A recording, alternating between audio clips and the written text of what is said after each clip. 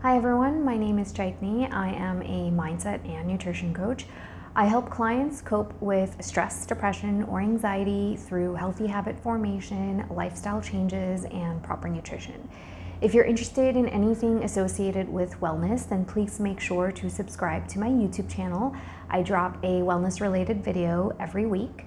And if you're more of a reader, you can enjoy my blogs sent directly to your inbox. Make sure to subscribe to them. The link for that will be in the description. And lastly, you can follow me on Instagram at Imperfect Bodies by C Modi.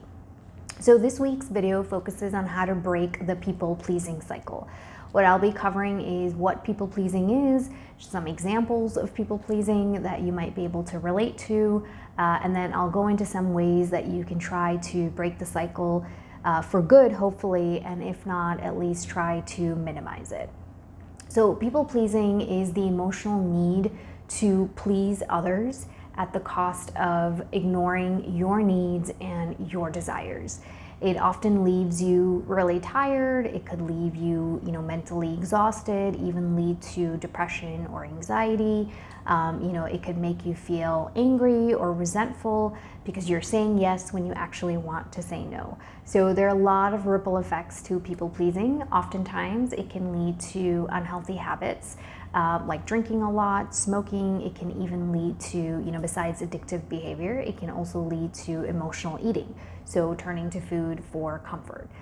So lots of consequences to this. That's why I'm focusing on it. Some examples of people pleasing are, like, one is constantly apologizing when it's not your fault. So for instance, you're invited to a family event and you fall ill, but you still feel the need to apologize. Well, falling sick is not your fault. It can happen to anybody at any time. You didn't purposely fall ill, so you would miss that family event. So, apologizing for that. So having that kind of behavior is a form of people pleasing. Another example might be, a friend reaches out and says they need help moving. Would you mind helping? And in the moment, just to make sure that you don't have to deal with any conflict or confrontation, or you're not upsetting your friend, you say yes.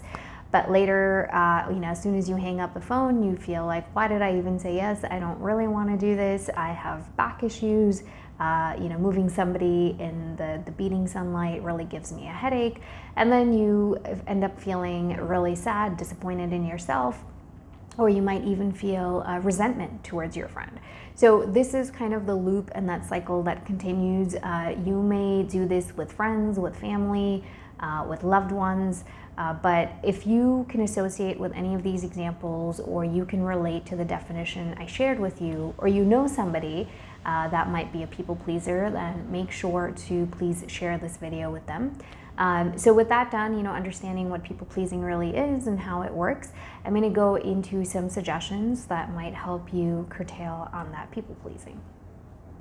So one of the first things that you can do to break this cycle is to understand why you're people pleasing in the first place. So try to understand your patterns and try to ask yourself why you're doing this. Why is this a part of your behavior? Is it shame? Is it guilt? Is it to avoid any kind of conflict? What is it that's the driving force behind you saying yes when you want to say no? A lot of times what can lead to perpetual people-pleasing behavior is if you have past trauma. And it could be a need for approval, for validation, to belong, to fit in, a lot of these factors. But I don't want to feed you the answers. It's just that the next time you do feel like you're being a people pleaser, stop and ask yourself why you did it. Dig deep and get the answers. If you're doing it out of the goodness of your heart and because you want to be a kind human being, that's wonderful, that's great. Stick with that. But if you find that that is not the answer and you're really doing this for a completely different reason that's not necessarily healthy, then it's time to get honest with yourself and intimate with yourself and try to get the answers as to why you're such a people pleaser. So that is step number one. Okay, suggestion number two is try to talk to yourself positively. So incorporate positive self-talk. That's going to make it a lot easier to set boundaries. It's going to make it a lot easier to say no without feeling guilty or without feeling ashamed. When you talk to yourself like, It's okay, you're really tired, you can say no, versus what's your problem? Why can't you say no? You're so stupid, you're such a coward. There's a big difference. What are you going to respond to? It's going to be the former. Same thing, if you do have the courage and you do stand up for yourself and you say no and you make time for your needs instead of just focusing on somebody else's needs, then give yourself the kudos, give yourself that pat on the back in the form of positive self-talk, and let yourself know that that was hard, but you did it, and you just need to practice it some more, and then it's going to get a lot easier over a certain period of time. So practicing self-talk is imperative in order to try to break the cycle of people pleasing. Suggestion number 3 is take your sweet time responding. So a lot of times when you're asked to do something and you don't really want to do it, and you're under the gun, you're bound to say yes even though you want to say no.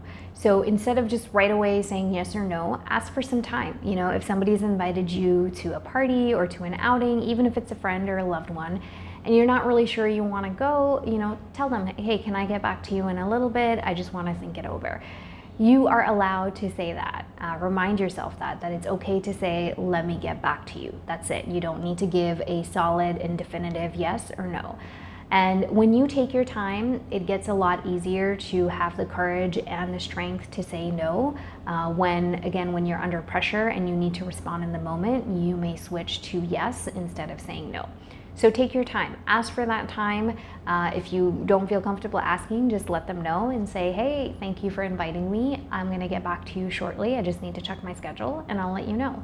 And that is very reasonable and completely acceptable to do. Tip number 4 is identify your priorities. If you don't know what your needs and wants and priorities are, you will never be able to make time for them.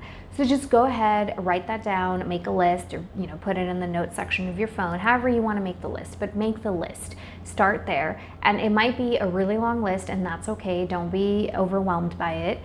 When you start to make the change, you can make small changes, because making small changes is a lot easier than changing something really major overnight. So first things first, start with your list, figure out what are your priorities, what are your needs, what are your wants. When you have that list, it gets a lot easier to make time for your priorities and turn down anything that is taking away from them. As when you don't have a list, it gets a lot easier to say yes to others and no to yourself. So remember that. That's the whole point of making that list, having something visually in front of you, having thought about what is important to you, and then breaking down that list and understanding, okay, are you actually making time for these priorities? Are you actually able to commit to them and fulfill the goals that you have set for yourself? If not, then that's when you think about the game plan to get there, and that's when you start to evaluate everything else and figure out, all right, where is your time actually going? Is it going for yourself, or is it primarily going towards other people? So very important to identify your priorities and figure out whether you are giving them 100%. Number 5 is stop apologizing. This is something that a lot of people do when it is not their fault. Let's say you plan a trip with friends somewhere and it unexpectedly starts to rain. Do not apologize for it. You are not in control of the weather. You don't have a crystal ball where you know how the weather is going to pan out. So that's just one example. But when things are out of your control, do not apologize for them. Of course, if you've played a hand in it, if you've played a role in it, then absolutely apologize. That's the right thing to do. But when things are out of your control, you don't need to take blame for everything just to diffuse the situation or to avoid the conflict or avoid any kind of pressure. So no need to apologize without any rhyme or reason. And last but not least, suggestion number 6 is try mantras or affirmations. You can post these on your mirror, you can post them wherever you can look at them every single day, multiple times a day if need be. And some suggestions are, I am allowed to say no. Another one that you can try is, I don't owe anybody an explanation for saying no.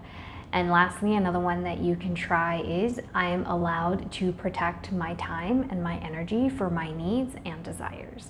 So, whatever resonates with you, whatever feels like it's gonna come from here, from your heart, those are the affirmations, or those are the mantras that you want to choose and repeat them on a constant basis. When you start to repeat them in the back of your head, they become a part of your subconscious, and again, it gets a lot easier to say no and to start setting those boundaries. So I shared multiple ways with you. Some are very quick, very effective, very straightforward. Some might take a little bit of time. With anything, like with any big change in your life or small change in your life, you need to be patient, you need to put in the effort, and you need to be kind with yourself. Because people pleasing at the end of the day is really draining. It's exhausting, it's frustrating, and that's not how you want to really live your life, because that's not how you can meet your potential. So in order to feel healthy in your mind, in your heart, in your body, you have to try and make the effort to break this cycle. So I've shared plenty of ways with you. Try one, try all, and see what works with you. Thank you, as always, for stopping by and giving me your time and attention. I hope you take really great care of yourself until I see you here next week, next time. Thank you so much. Bye.